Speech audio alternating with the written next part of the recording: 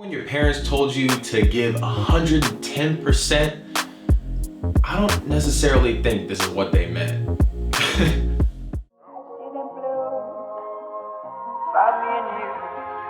I think to myself, what a wonderful world.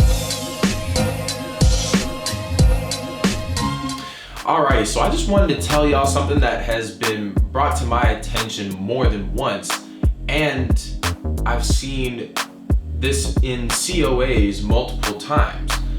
Now, what I mean is there are starting to be test results that are coming out over 100% in total cannabinoids. What?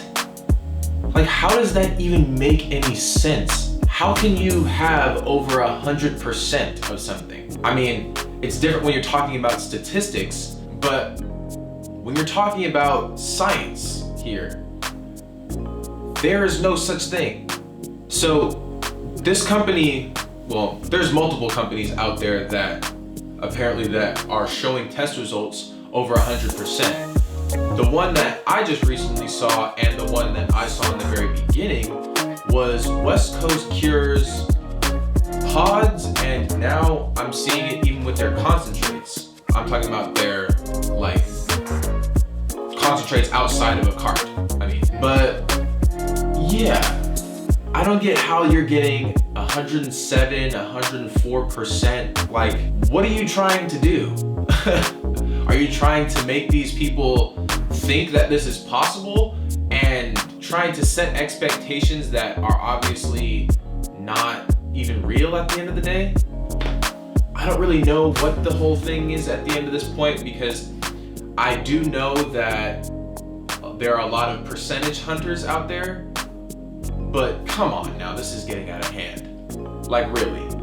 From what I've read, and what I mean by how this recently came to my attention again is there is an Instagram account called the Blacklist XYZ. It is a community-based and community-curated content page. It's a lot of, inside looks to what is going on in the cannabis industry, and pretty much a lot of stuff that you won't really hear on the news or really anywhere else. They actually showed a picture of someone holding two concentrates from West Coast Cure showing 107 and 104%. Come on now. Don't think y'all are slick, okay? Don't think y'all are slick. I understand, at least from what I've read in the comments, because like I said, this is all user curated content, and there are actually people that work at testing facilities that have commented on this, on this page and on this photo. So what they say is that certain testing facilities have a variance. I understand that, but they're saying some of these variances are from like anywhere from 5 to 20%. What the hell? Are you actually fucking kidding me? 20% variance. 20% variance. So that basically means if something were to test at, if they're showing 70%, it could be anywhere from 50 to 90%. And that's all apparently compliant. Well, actually, only a 10% variance is compliant. But even then still, a 10% variance, that could mean very big things for people that, are dosed out on a regimen for whatever it is, especially when it comes to edibles.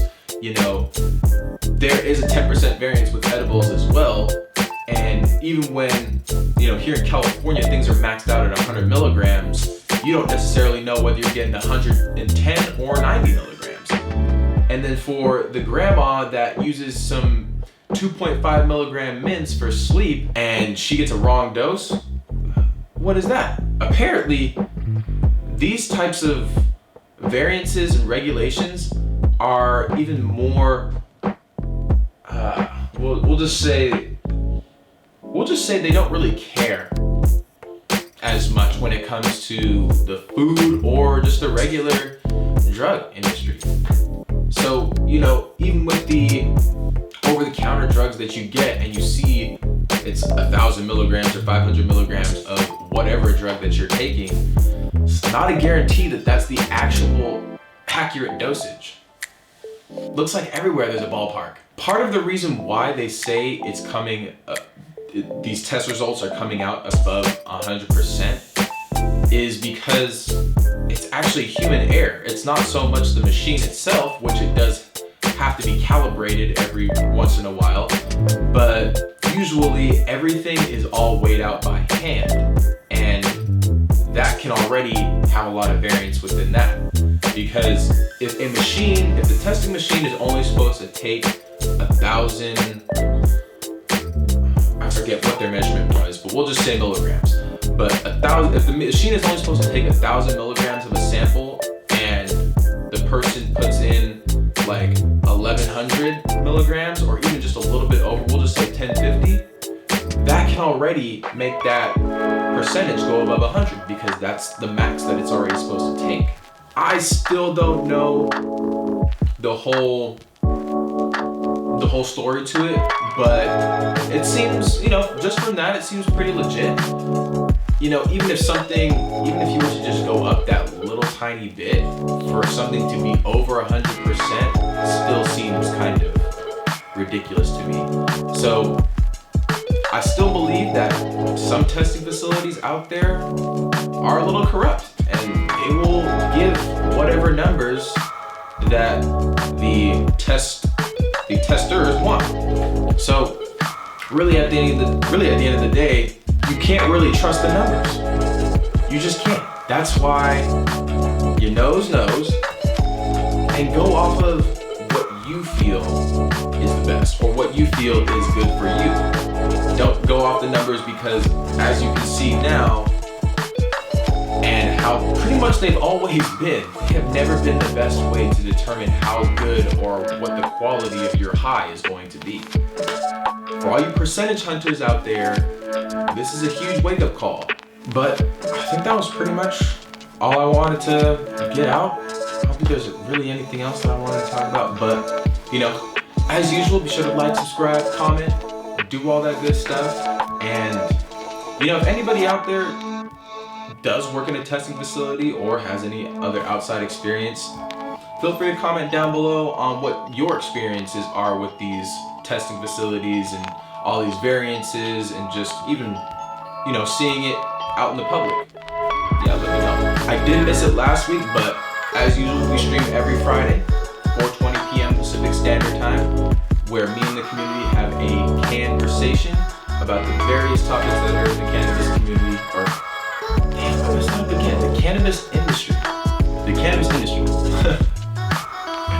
As well as they ask me their cannabis-related questions, and me as your Emainey cannabis consultant will do my best to answer them.